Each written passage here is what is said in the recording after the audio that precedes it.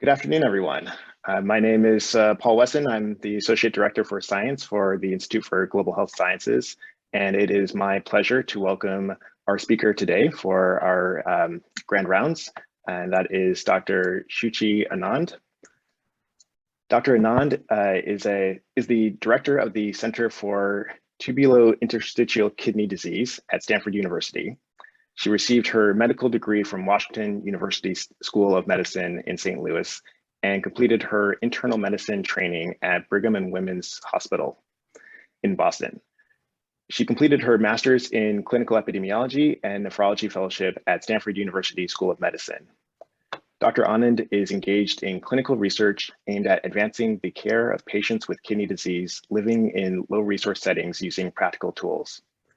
She has active projects in collaboration with the University of Utah to promote exercise programming for underserved populations, with the Center for Chronic Disease Control in India to study risk factors for kidney disease in South Asians, and with Kandy Hospital Sri Lanka to investigate chronic kidney disease of unknown etiology affecting agricultural communities. During the COVID-19 pandemic, Dr. Anand also participated in partnerships to elucidate sero-epidemiology, vaccine acceptance, and response to vaccination among patients on dialysis. She's part of 2 NIH consortia focused on improving the health of underserved populations. Today, Dr. Anand will be speaking on chronic kidney disease of uncertain etiology, a novel disease invigorates global health investigations in nephrology. And without further ado, welcome Dr. Anand. Thank you, Paul. It's an honor to be here, and thank you for the warm introduction. So I'm excited today to tell you about chronic kidney disease of uncertain etiology. It's a puzzle in our field in nephrology. And so I'll tell you a little bit about the science and the work going on to help solve that puzzle, but also I hope to show you how this work is really pulling together people across disciplines and across nations to create a new sort of invigorate the new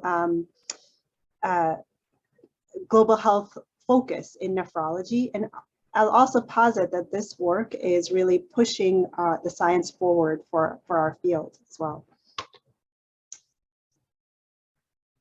I have no disclosures. So the nephrologists in the audience will recognize what I'm trying to point at here with these obvious blue arrows, but this is a plant called Aristolochia clematis, which is a herb or weed that used to grow in the wheat fields in the Balkans.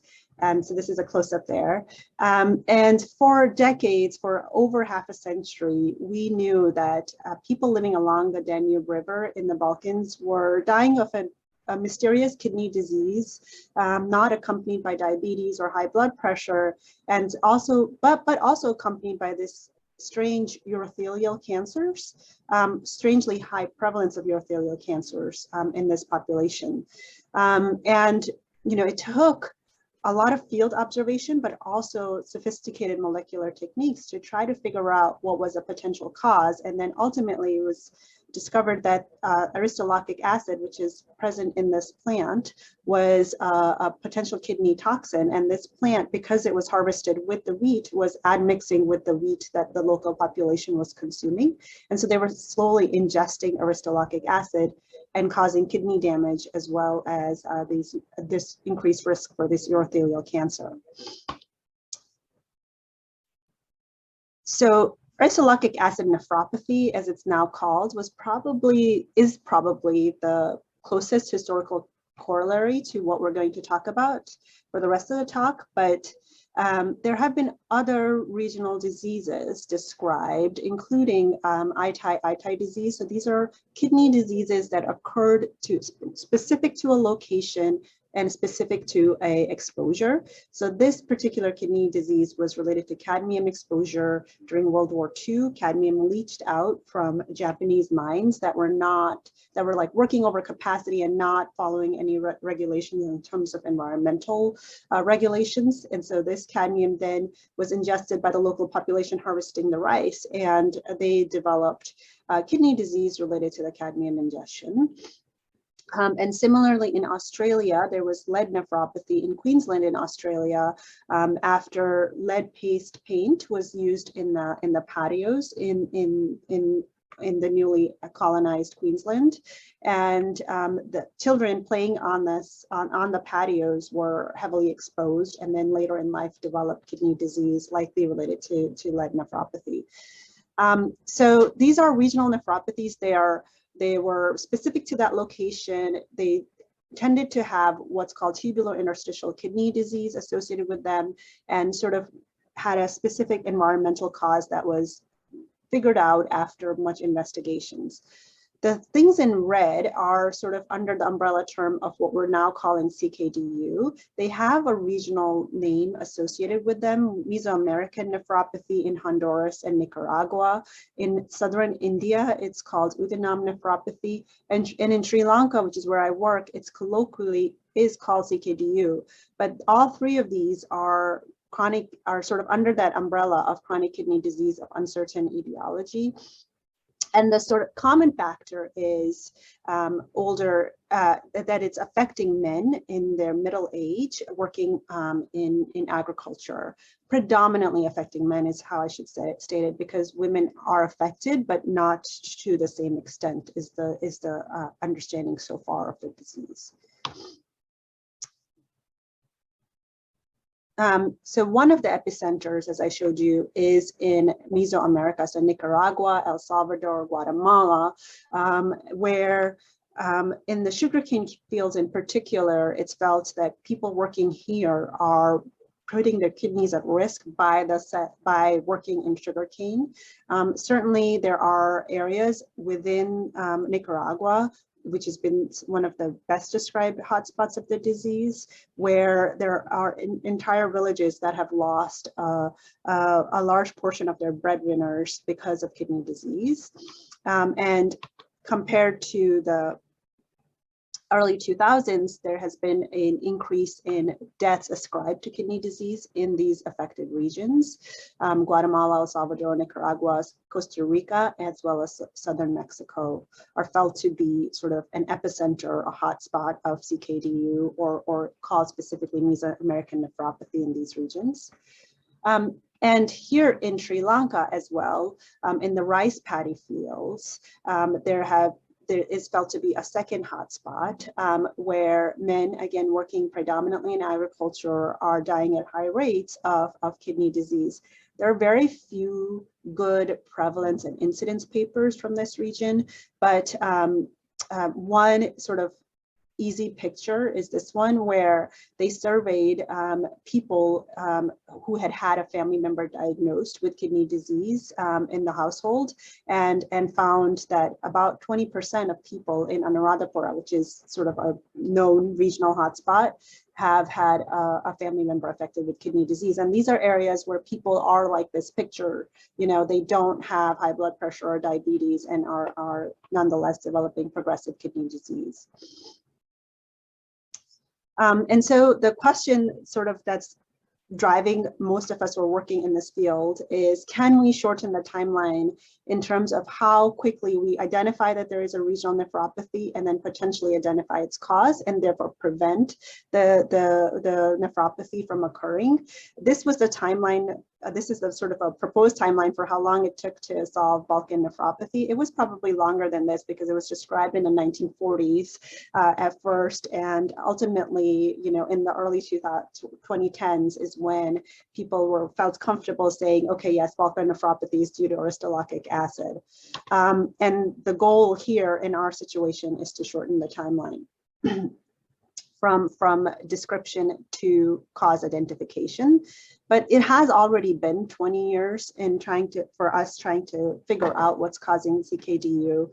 And you know, there are many barriers, some of which I've listed here. One that that is one that is very frustrating, but also known to nephrologists, is that there is potentially a long time between when someone was exposed and when they actually manifest symptomatic disease.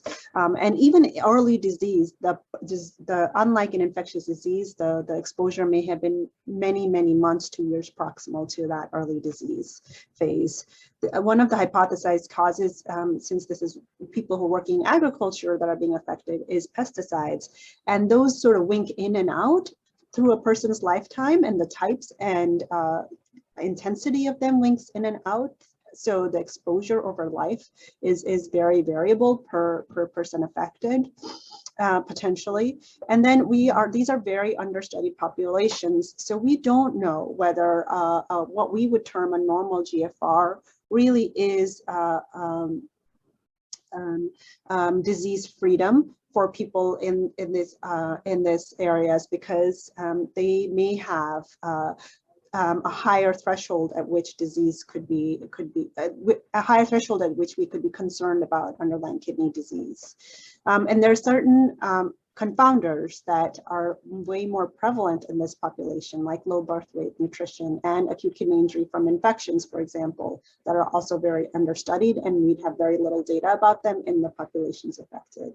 And then these are also, these are themes that are familiar to people working in global health, that there is poor research capacity in affected regions. Some of the regions like Nicaragua and Guatemala have had significant political instability. And there's also a very David versus Goliath dynamic in some of the affected populations and the major employers in the region. So, this has led to a lot of media attention and focus, which has been good in terms of bringing concentrations and experts and resources to the disease. But at the same time, when media is engaged, there's a little bit of a downside in that there seems to be more of that dynamic of David versus Goliath being played up, potentially, but also a rush to try to solve the disease, right? And so before we have evidence, people have been declaring, okay, they already know the cause, and policies have been enacted that probably were inaccurate because there isn't sufficient data to support one cause over the other yet. So now let's just talk about what exists as the data on kidney disease of unknown etiology. So these are sort of like the three hallmark papers that describe these diseases in the affected populations. And I'll just show you an example from one, which is from this Torres study, where they actually went to these 5 villages and surveyed everyone living in these 5 villages, and they varied the villages by altitude and by type, the most common occupation in that village. And this is just a simple bar graph showing the prevalence of abnormal serum creatinine among men in particular in these villages. And you can see, about nearly 30% of men aged 30 to 39 or 40 to 49 in these villages, in the banana and sugarcane and in the mining and farming villages, had abnormal serum creatinines. And that's not, we know from work in the US and other places that this is very abnormal. And another study that sort of brings this picture, that sharpens the picture, is this study by Marvin Gonzalez's group with the London School of Hygiene and Tropical Medicine, where they recruited 347 people in an epicenter in a sort of a described hotspot. They preferentially sampled men, and found that a majority of them did stay stable in terms of kidney function over time, but there was a group, about 10%, who started with totally normal kidney function and had a rapid decline. So these people have lost about 20% or more of their kidney function per year during the study. So certainly this group, you could see, would be headed towards kidney disease very, very quickly. That same phenomenon was occurring in women, but they had fewer women, and therefore fewer women who were also progressing. There have been some biopsy studies as well to try to distinguish exactly what's happening in the kidneys of these patients. And so, it's hard to do biopsies in these regions. So, the initial studies were small, although they have expanded now. But they do find, which is what is called a tubular interstitial disease. So basically damage in the kidney tubules, not necessarily the filters, but the area where urine is concentrated and processed. That's where we see damage as well as scarring, essentially, with some dropout of the filters, but predominant lesions being in the tubules. We've done work in Sri Lanka where we basically parked ourselves at Kandy Teaching Hospital, which is it's a tertiary care hospital that services both endemic CKDu and non-endemic areas. And we just looked at what their biopsies were showing them over a course of a year. So this is observational study of biopsies occurring at Kandy Teaching Hospital in partnership with a nephrology team there. And so the endemic areas are more in the central and north central regions. And you can see that CKDu as a diagnosis based on pathology was given, almost exclusively to people living in these endemic areas, versus, there could be some people without CKDu who had other primary kidney disease coming from these areas, but majority of the kidney disease from the endemic areas was CKDu. And where people lived was a major sort of risk factor for having this tubular interstitial kidney disease on biopsy. So where they were born, whether they were born in this endemic region, whether they'd spent most of their life there, whether they had farmed. And so when they live in these regions, they also use well water. So these were all sort of markers of where they were living, being associated with this tubular interstitial kidney disease. This, just as a aside, I'll mention that the fact that there were a total of 87 biopsies that we reviewed in the course of a year, which is a reasonable number to have been performed in that hospital, half of them were this CKDu with this tubular interstitial kidney disease. That is not what kidney disease looks like in my clinic, in any of our clinics in the US. We see this particular diagnosis as a very rare diagnosis. And so this is sort of a blown up picture of we've reviewed the pathology here at Stanford, but also locally. And again, we see this damage in the tubules of the kidney, fibrosis, as well as scarring here. Other people have described acute kidney injury in this group of people. So this was Rebecca Fisher's work, and she parked herself at a hospital as well and asked physicians there to send her patients who they thought had a change in serum creatinine compared to their baseline. Now, they had baselines that were very far long ago sometimes, but compared to their baseline, if people had a change in serum creatinine, even a subtle change, they were referred to Rebecca. And she looked through their histories and found out that the reason that they were coming to the hospital were often related to possibly infectious or acute symptomology related to fever, nausea, vomiting. They had leukocytosis, and they often had like leukocyturia, meaning white blood cells in their urine as well. And these people were experiencing substantial kidney injury, going from prior normal baselines to near doubling that. And something similar has been described in Sri Lanka as well. A subgroup of people have been identified as being symptomatic, in that they come in with fever or back pain or have pyuria, and then on biopsy actually have acute kidney injury as well as acute interstitial inflammation in their kidney biopsies.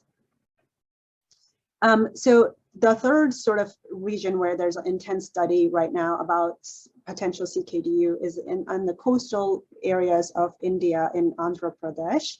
And this just goes to show you, this is a very large study, but it just goes to show you the complexity. So here, this population, they did a very nice multi-stage cluster randomized cluster sampling, and surveyed about 2,000 people living in 67 villages and found a high prevalence of CKD.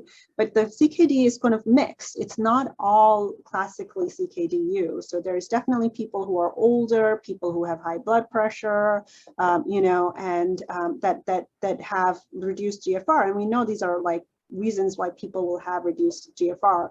But at the same time, you know, laborers and farm workers and people with lower BMIs were also identified to be more likely to have these lower GFRs.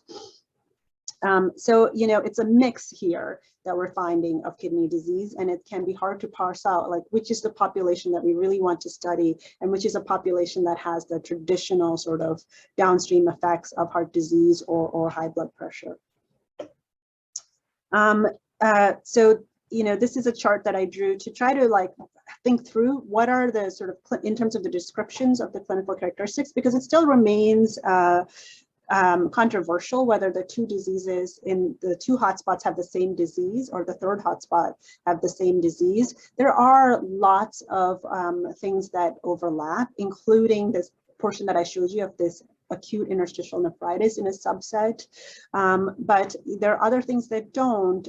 You know, there is in Mesoamerica, there has been a much more focus on occupation and tasks, specific tasks that people are doing in sugarcane fields, for example, have been associated with higher risk, whereas that's not the case in Sri Lanka. We haven't seen hyperuricemia, which has been a description in Mesoamerica, and we don't know as much about how agrochemicals are being applied and what kind of water supply they have in the affected regions in Mesoamerica, whereas this is a chief concern, as I'll show you, in Sri Lanka. And so these are some of the potentially hypothesized causes of CKDu. And you can see these are not easy to investigate as potential causes. You know, occupational heat stress is probably the leading cause, that leading hypothesis in Mesoamerica. And whereas in Sri Lanka, people are more worried about infection and groundwater contamination.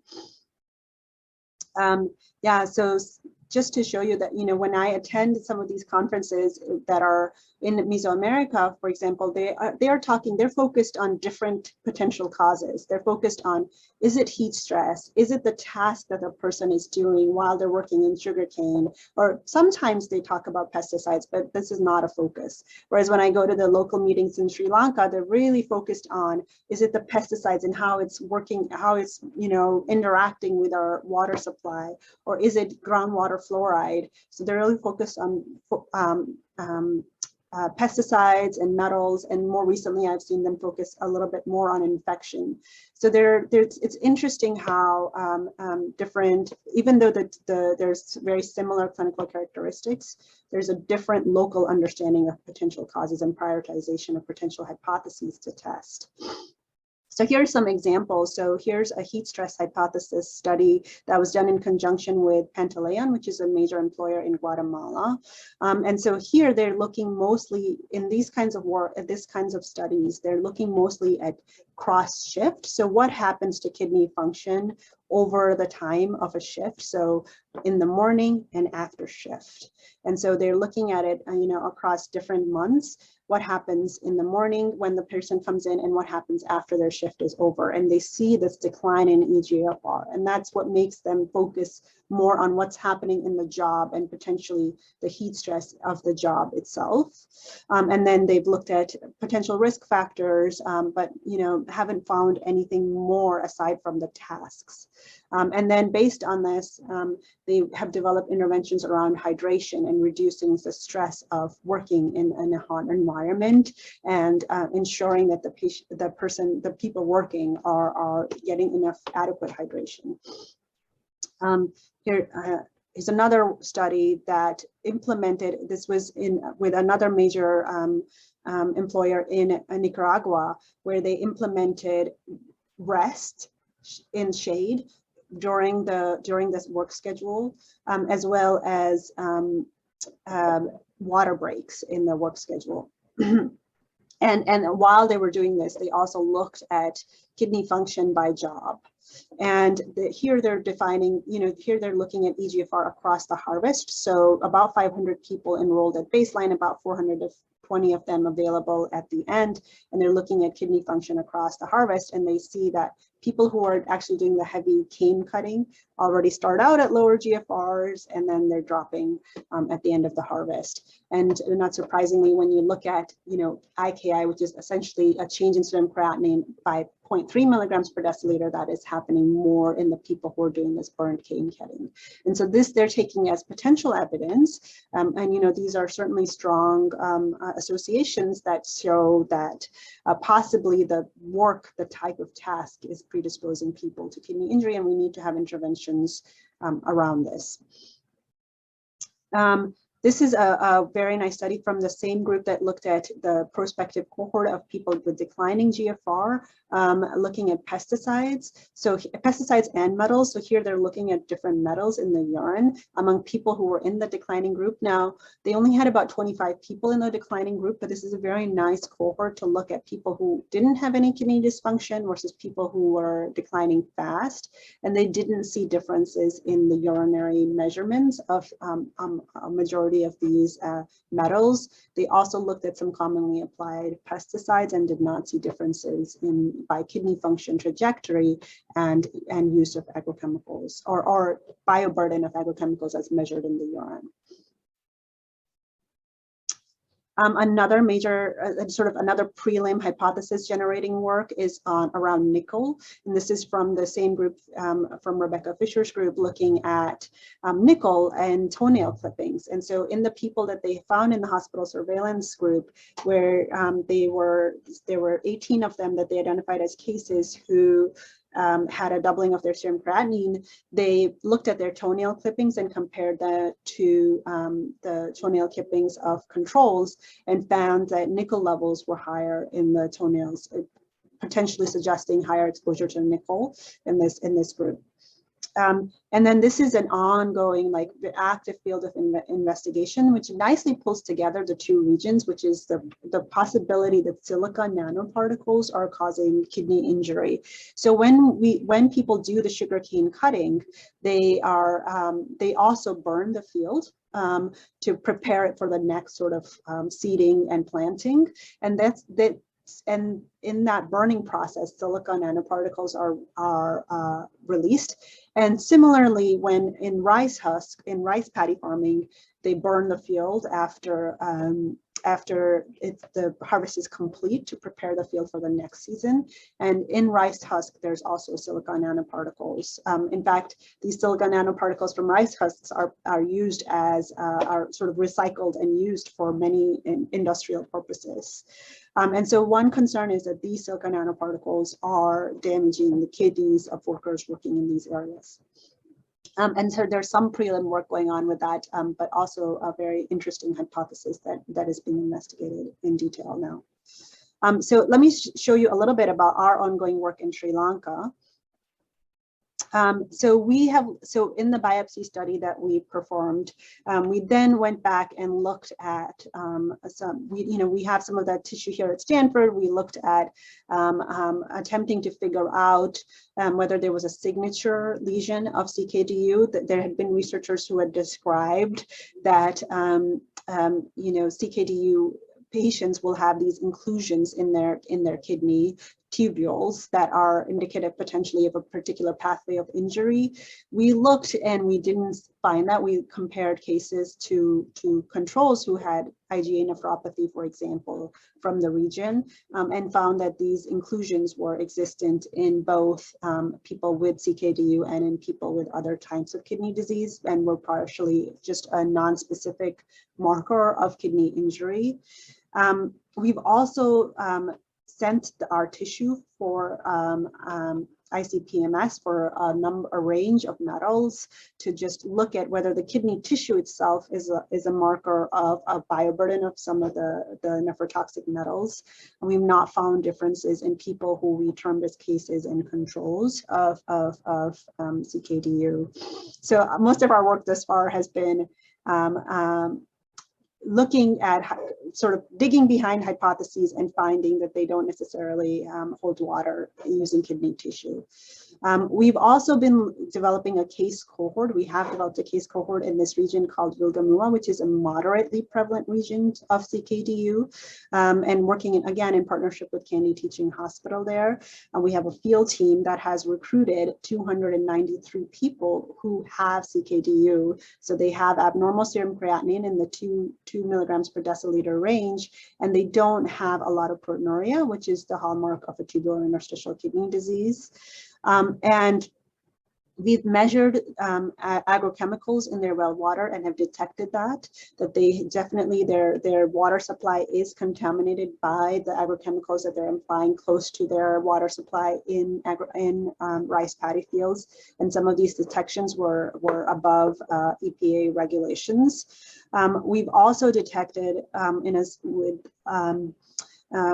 with looking in an earlier stage of our study that people who had consumed well water had lower GFRs after accounting for age and sex than people who hadn't. So again, hypothesis generating that potentially the well water that is contaminated with agrochemical is associated with kidney disease in this region.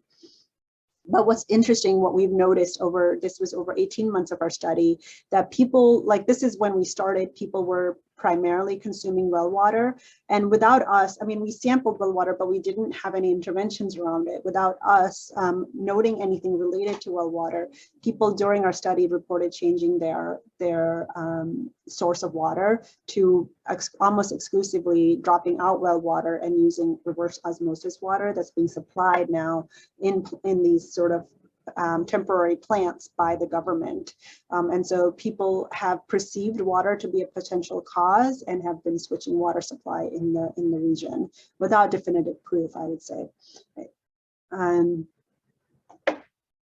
And we've now had the opportunity to follow this cohort for about 3 years and have found that thankfully a majority of the women and men in the cohort have stable kidney function, but there is a small minority that is progressing rapidly. And we've graphed, where these people live, where our cohort lives, and we've graphed them by whether they're progressing rapidly or slowly, and trying to test whether any of these factors, including some of the geographic factors of how close they live to a reservoir, are associated with more rapid progression of kidney disease. And then what have we learned from this work so far? So we're about 3 years in. We know that kidney biopsies are able to perform safely. We have trained we have trained a team that is, lives in a study house in the endemic area. These are all pretty much students from Kandy Teaching Hospital who travel here, have lived here for parts of the year and then travel back. And Sri Lanka is certainly more politically stable and better resourced in terms of public health than some of the other affected regions, but larger throughput remains a challenge here as we're trying to expand our work. We've also clearly heard from our participants that they're worried that water is an issue and they have changed water. And so it'll be interesting to see whether, the disease nature and the new cases itself changes over time as we're in this area, if water indeed is the main factor.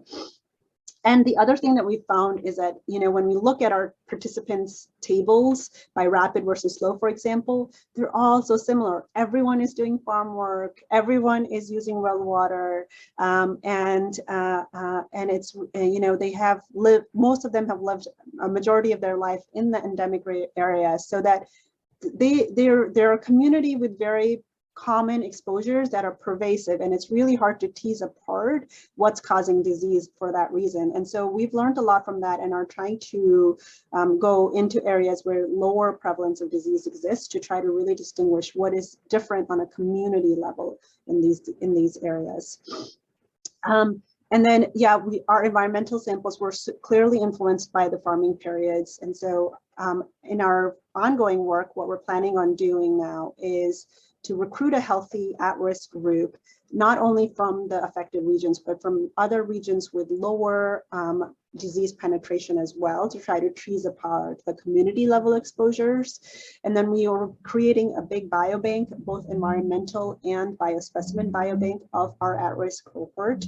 We hope to be able to, in parallel, do kidney biopsies as people develop disease, so we can learn from the kidney biopsies itself, themselves about what is potential hallmark lesion of CKDu, for example, what proportion do have acute kidney injury and acute interstitial nephritis, and sequence the tissue for infection or other potential hypothesized causes. And then at the end of the study, we will hope to do a nested case control analysis where we can have cases matched to controls and look at a range of environmental exposures as feasible using our environmental and biospecimen biobank. And then we hope to be able to time our sampling, our blood sampling and our environmental sampling together, so we have an understanding of what the bioburden looks like at high periods of agrochemical application and at low periods. So now shifting a little bit to the larger context of why I think CKDu is a great example of how global health can really enliven and enhance and improve the science of kidney disease. So first, it is a way that people are working together. I'm part of this organization called I3C, which is based at the ISN. It's an international collaboration on CKDu researchers. And so what we're trying to do there, when this disease was first recognized, frankly, there were very few nephrologists working on it and many more public health advocates, as well as epidemiologists and occupational scientists. And so we're trying to pull together these disciplines and regions. There was a lot of discordance and disharmony amongst the fields. And so we're trying to sort of bring that together, also create some standardized approaches that lift the quality of the research output and move away from single hypothesis studies and look at a range of potential hypotheses, try to build capacity for prospective work. And then we're trying not to forget, we're trying to highlight the people who already have kidney disease and to care for them as well. So this is just an example of the types of people who have attended the meetings of this I3C consortium. And then of course, the people who are attending are also from affected regions, which has been great. This group has now worked together to create some standardization for guidelines in detection of CKDu, as well as cause evaluations and investigations related to cause of CKDu, what are potential tools that can be applied, and what are things that could be prioritized when collecting biospecimens. And then, like I said, we're trying our best to also keep a focus on people who have the kidney disease.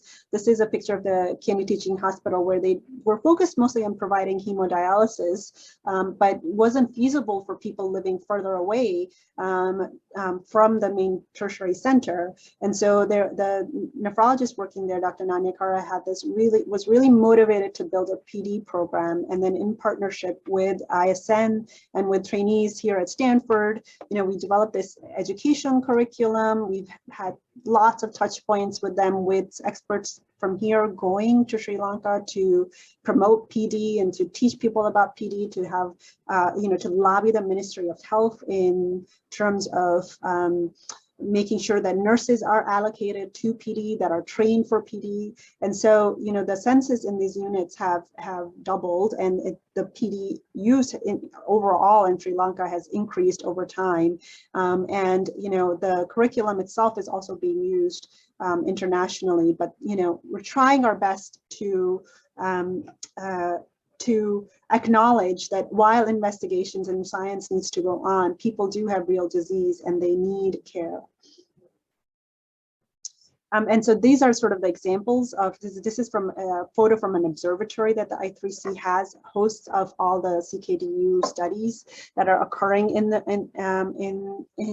the world, essentially, and you can see that many of them have led to cross-country international collaborations that hopefully will continue to thrive, even as we, investigate CKDu, and will lead to, other potential tangentially lead to other potential collaborations around transplant or access to transplant or dialysis or peritoneal or other management of diabetic kidney disease, for example.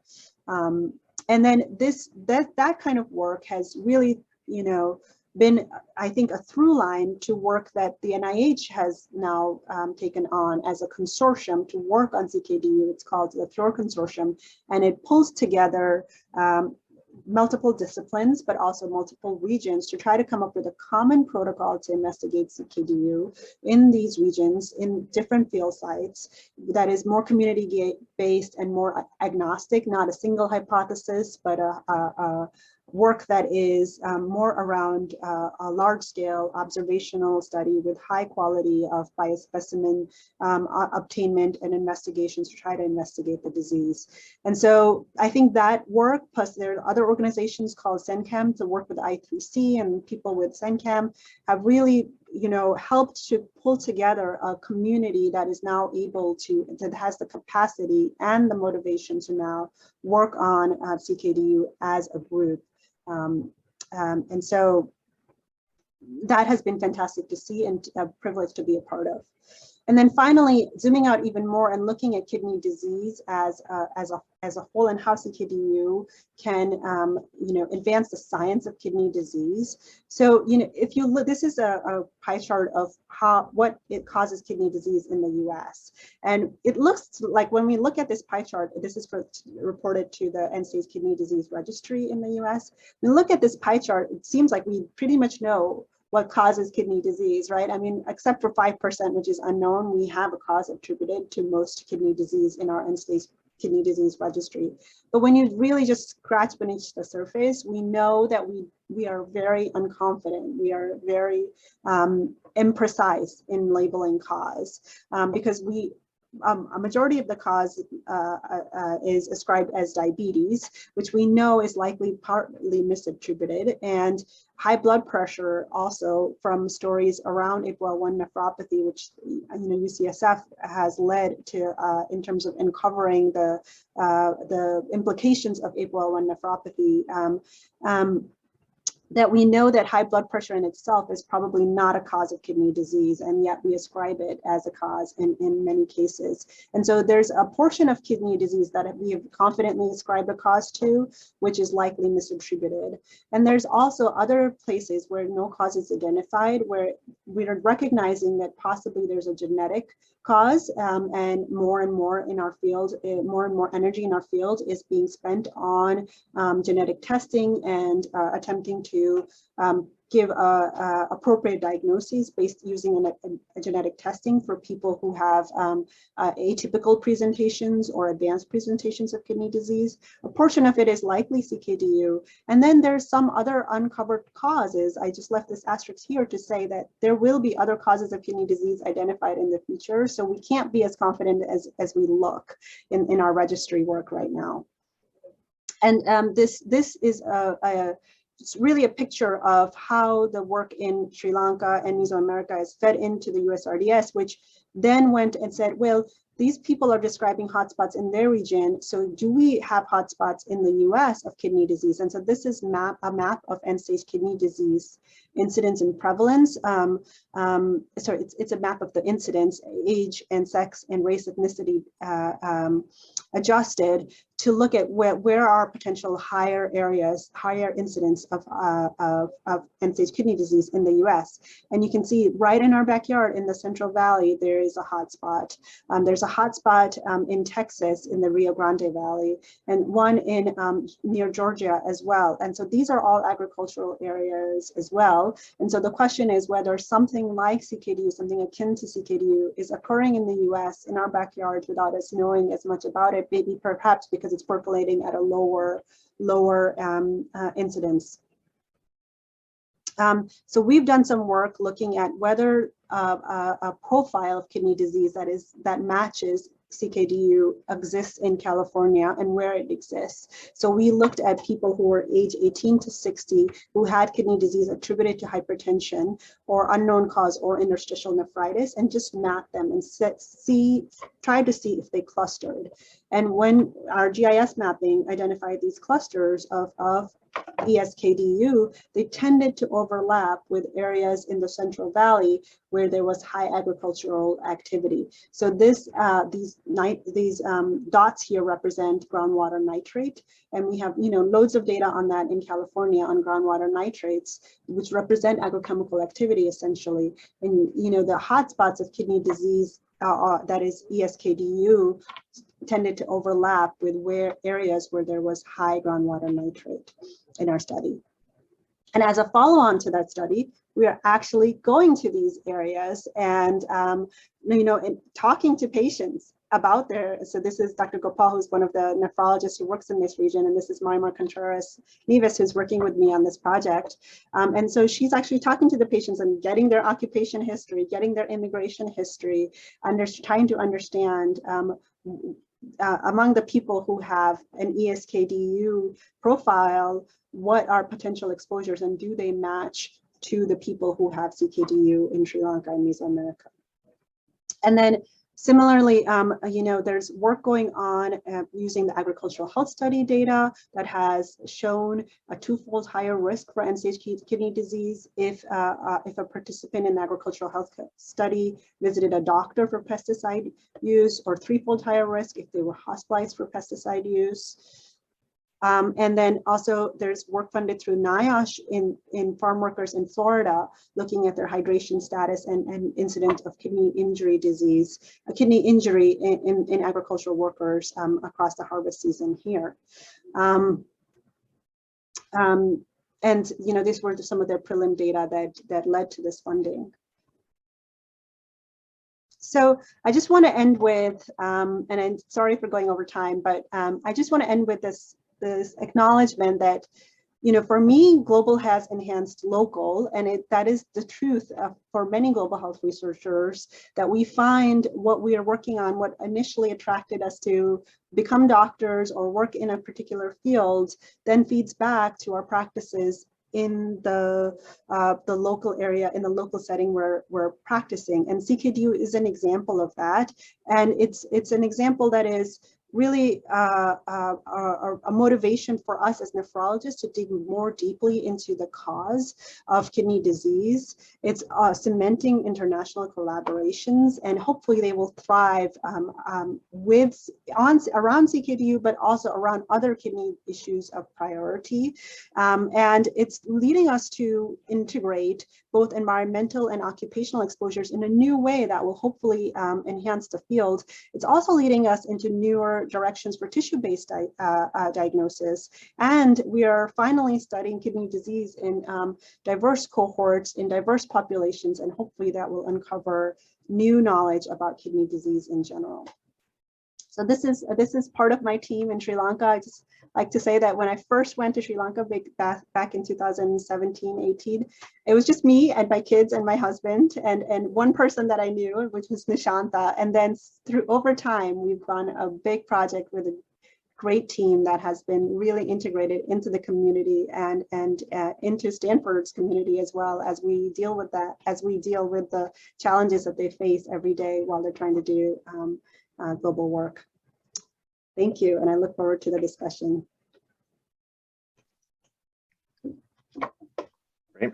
Thank you, Dr. Anand, for that excellent presentation. At this point, I'll turn it over to one of our students in IGHS, Zara Mohammed, who will lead the Q&A portion. Yes, thank you. Thank you, Dr. Anand, for that wonderful and fascinating presentation. I have some questions from some students who have been emailing me what some questions they have for you, and for anyone watching, please feel free to engage in the Q&A function. So one question from a student says, you mentioned that it might be too early to pass drastic policies, such as the banning of certain products. With that being said, what localized measures do you think can be implemented to protect vulnerable communities from possible risk factors?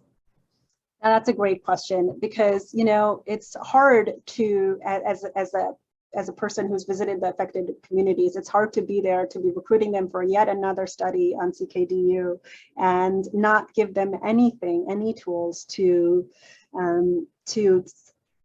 try to mitigate their risk. But it's a hard balance it's a hard needle to thread as well, because we don't want to be falsely, advertising our pet hypothesis as a potential cause, and then, sweeping under the rug potential other valid hypotheses. And so I think some general things that other people have done, like the rest and shade intervention, I think that's reasonable. I mean, everyone, that is a US-based national standard to have rest and shade be integrated into people's workday if they are working in a hot environment. To offer that as a potential suggestion is not going to disrupt the science, I hope. And then the other thing that I talk to them about is, are you wearing your gloves and mask? Is the government supplying you with these when you're applying agrochemicals? Because you shouldn't be mixing those directly with your hands. So these are like standard advice that I give when I see the participants and when they ask me, like, what should I do to prevent, further kidney disease? And those two things are the things that I can emphasize without, necessarily putting my money down on a specific cause, because I don't know the cause, and I frankly do tell them that as well. Right, awesome. Another student asked, how has CKDu research been impacted by the COVID-19 pandemic? That's a great question. So, it's kind of come in a delay for Sri Lanka because there was a year period where less was happening, but they weren't shut down, and we were still able to do some pilot work and train our field team. The past 3 months have been a little bit harder because of Omicron and essentially many of our field members getting sick. So it's prolonged the field work, but it hasn't disrupted it substantially, is how I would answer it. And that's partly because of where Sri Lanka is. It's more isolated. They have not felt as much of a raging COVID-19 pandemic as other places have. Whether it will cause more or less kidney disease in terms of CKDu, I don't know the answer to that. And I don't think we can study that in our project, at least, because we didn't have participants recruited for the at-risk project. We can look at our cohort of cases to see if they have progressed more rapidly. But I think in Sri Lanka, the death toll from COVID was lower. So I am really hopeful that, especially in the rural areas, there was not as much serious illness and therefore less kidney injury related to COVID-19. Great. Another question that was asked was, how can global scientific collaboration, such as the I3C drive that you mentioned, drive understanding etiology of CKDu and shortening the timeline?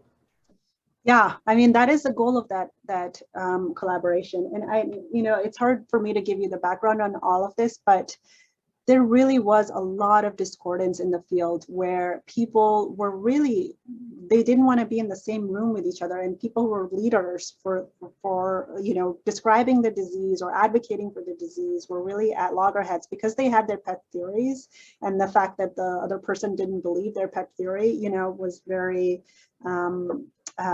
offensive to them, I suppose. But organizations like I3C can say, okay, what is it that we're all trying to accomplish?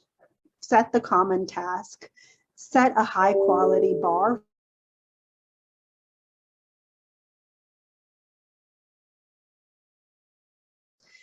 Sort of going into the populations and leading to a lot of distrust in research when nothing pans out of them, and also setting the bar for community engagement and ensuring that there is ethical research being performed, and then having an organization like that can also give more trust in terms of when we do want to do kidney biopsies, that there has been a standard discussed and a consensus reached on when that is appropriate and ethical and when it's not. So I think the two ways are consensus and allowing for a better relationship with the populations being studied. And on the topic of trust, actually, I was wondering how do community partnerships, how are those leveraged, and how impactful do you think that is in understanding the risk factors associated with CKDu, and then subsequently disseminating that information to communities?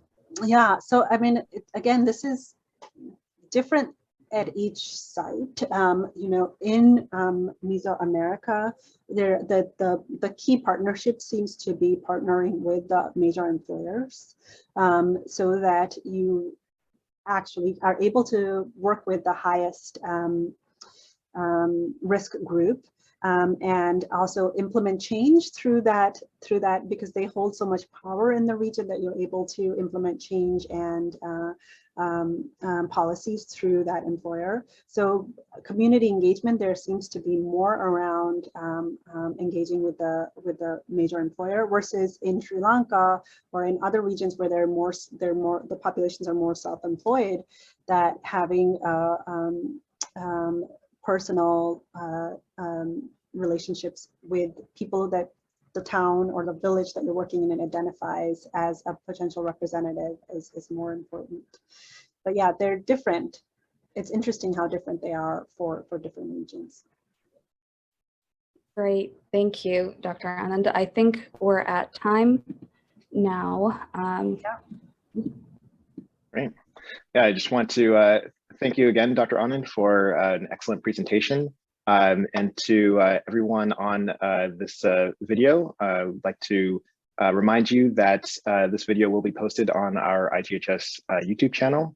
And also the next IGHS Grand Rounds will be on Wednesday, April 13th at noon. And we will have Madhu Pai, who is the chair in epidemiology and global health at McGill University, who will speak to us on allyship in global health. Thank you and enjoy the rest of your day. Thank you for having me, guys.